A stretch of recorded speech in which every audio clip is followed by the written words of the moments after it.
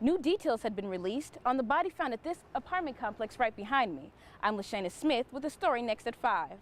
The homeless population in the city of Houston is up from last year. Why is that? We'll tell you more when we return.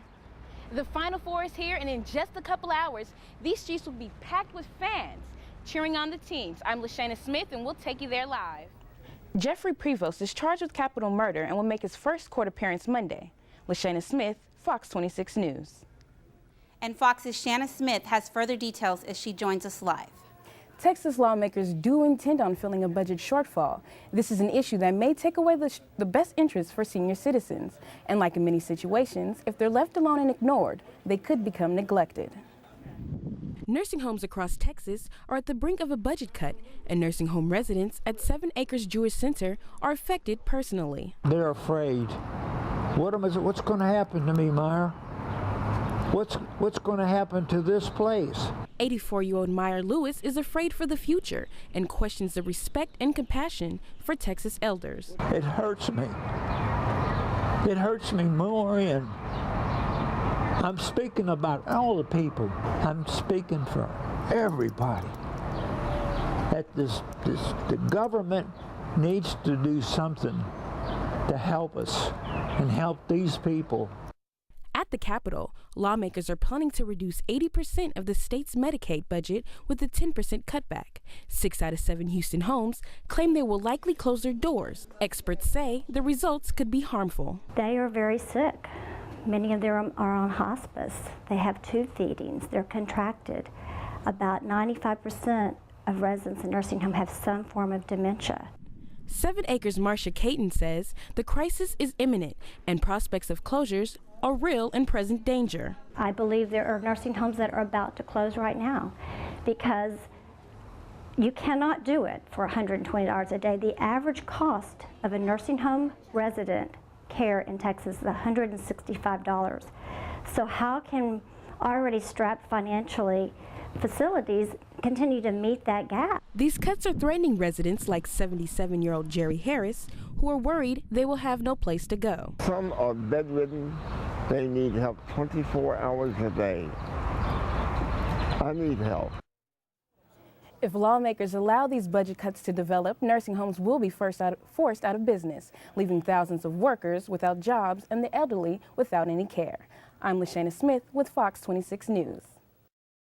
I had everything, people strive for. I had a house, I had vehicles, I had, my wife and clothes, money, things that people work for every day. I had all that. Anthony Beal dedicated 25 years in working for the city of Houston until last year, when his life changed. I was at home and I unloaded my truck and I dropped a car tire rim on my foot. Anthony's injury not only cost him his foot, but also the life he used to have. I lost my house, I lost my wife, my job, all these things. For months, the 56-year-old lived out of his wheelchair and had no money to his name. It's madness out there on that street when you don't have nowhere to sleep at. You can't sleep 2 or 3 days at a time, and you so tired. It's madness. You can't sleep nowhere. You can't lay down on. I ain't never been no outside person. I always had a place to sleep. Indoor. And when you lose your house and then things like that change, you have to. It just makes life hard.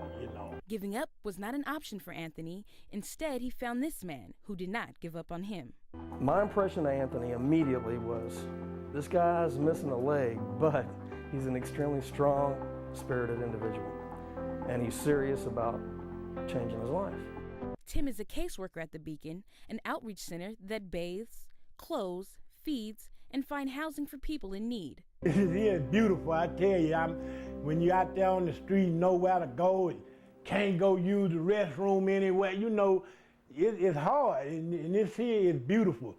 Ever since I got in here, I ain't been out of the house, man. I've been staying right in here because it's so, I'm comfortable. If you want it, some people here, there's some people in this city can help you. But you got to let them know you want it and go on and do what you have to do. I thank Lord for the beaker and Tim. We're not in social work for nothing. You do it because something in here tells you to. And it'll get you. But you can put a smile on your face every day because you know that in the end, you made a difference.